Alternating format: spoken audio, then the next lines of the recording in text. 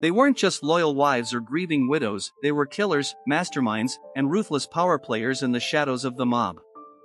From ordering executions to running million-dollar rackets, these women shattered every mafia stereotype.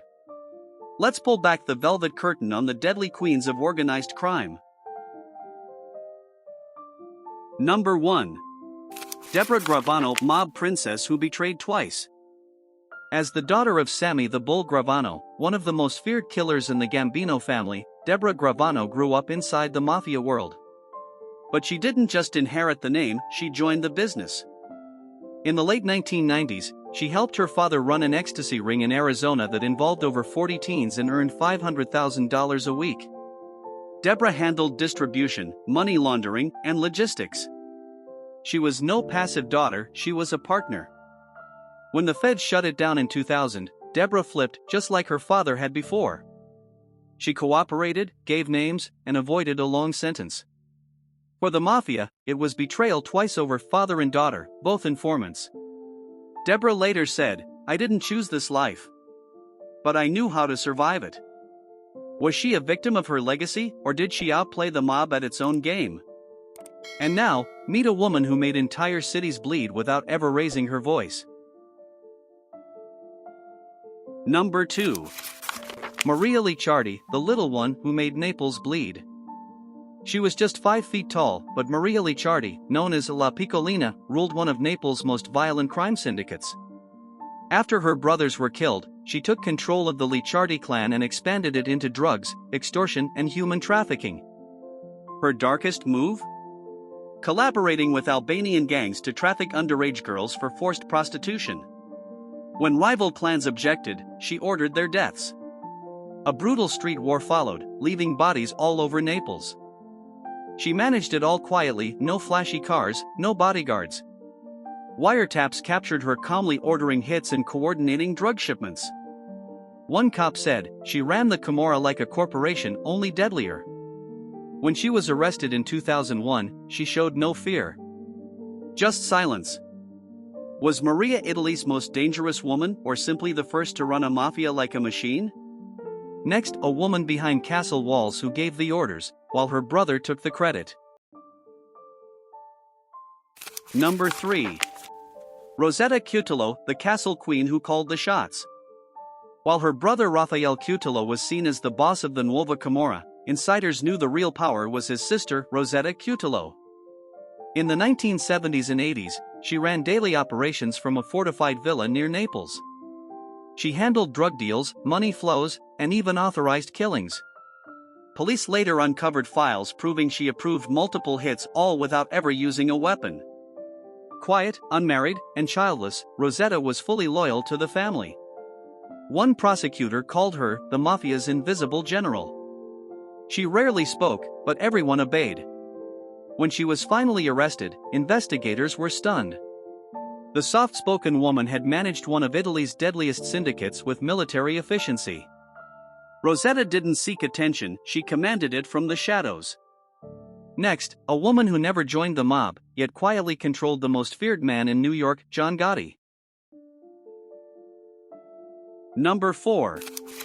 Victoria DiGiorgio, the Don's wife who set the rules. She never pulled a trigger or ran rackets, but Victoria DiGiorgio, wife of John Gotti, ruled her household with iron resolve. Born to a Russian mother and Italian father, Victoria hated the mafia life but stood by Gotti through trials, affairs, and prison. Despite his reputation as the Teflon Don, Gotti reportedly feared his wife's temper more than the FBI. According to one associate, she wasn't a mobster. She was worse, she was his conscience. Victoria once threw out one of Gotti's mistresses herself. She refused to attend his court hearings and warned their children never to follow in his footsteps. Yet, after Gotti's conviction, she became a silent pillar of the Gotti family's public image. She never gave interviews, but her influence shaped one of the most infamous dynasties in mafia history. Up next, a woman who went from mob mall to one of the FBI's deadliest undercover weapons. Number 5. Arlyne Brickman, mob mall turned FBI's deadliest asset. In the 1960s, Arlyne Brickman lived like a mafia queen, glamorous clothes, mobster boyfriends, and late nights in New York clubs. She idolized Virginia Hill, Bugsy Siegel's lover, and dreamed of power. But when a loan shark beat her and the Mafia offered no help, Arlyne flipped and wore a wire for the FBI. She infiltrated the Colombo family, attended meetings, and recorded mob conversations. Her intel led to over 30 convictions. She risked her life and her daughter's to expose the mob from the inside. Placed in witness protection, Arlyne never backed down. "They thought I was just a dumb broad," she said. "But I gutted them from the inside." Next, a cartel queen in Chanel, accused of moving tons of cocaine and claiming she was just a housewife. Number 6. Sandra Avila Beltran, Mexico's Queen of the Pacific. Though not a Sicilian, Sandra Avila Beltran earned her place among the mob queens as Mexico's most powerful female drug lord. Linked to both the Sinaloa and Colombian cartels, she helped traffic tons of cocaine through the Pacific coast. Arrested in 2007, she reportedly bribed officials, lived luxuriously, and claimed she was just a housewife. Her mugshot, showing her calm and elegant in designer clothes, went viral. In court, she calmly stated, "If I were a man, you'd call me a businessman.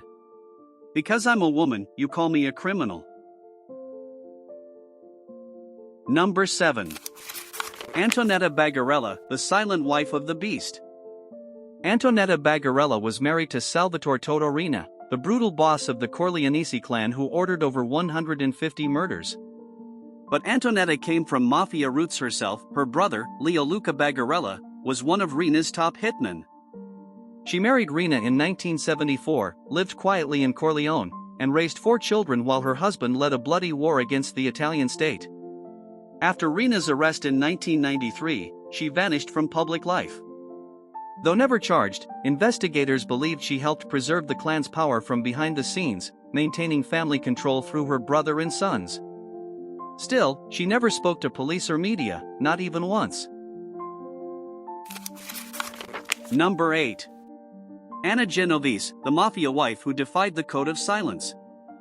Married to Vito Genovese, one of the most brutal Mafia dons, Anna Genovese made history when she testified against her husband in 1953. She revealed that he beat her, forced her into his criminal dealings, and hid drug money through her clubs. In a shocking court appearance, she exposed operations that helped build New York's heroin pipeline. Though she disappeared into obscurity after the trial, her case remains one of the rare examples of a mob wife turning state's witness against her husband. Number 9. Camorra's deadly widows, the blood debt tradition. In Naples and Calabria, the murder of a husband often triggered a brutal tradition: the widow takes over. Italian police call them le vedovne, black widows. These women avenge their slain husbands, often with their own hands. In one infamous case, the wife of a murdered Camorrista shot his killer in church, in front of dozens of mourners. Authorities say these widows often command more fear than men because they act with grief-fueled vengeance. And unlike the men, they rarely leave trails. Number 10. Griselda Blanco, the cocaine godmother who made Miami bleed. Nicknamed La Madrina, Griselda Blanco was one of the deadliest cartel figures in U.S. history. In the 1970s and 1980s, she moved hundreds of kilos of cocaine into Florida and allegedly ordered over 200 murders. She invented the motorcycle drive-by hit and once smuggled drugs in custom-made lingerie. She named one of her sons Michael Corleone Blanco. Arrested in 1985, she ran her empire from prison, even plotting a kidnapping. Ironically, she was killed in 2012 by a motorcycle assassin in Medellin, the very method she pioneered.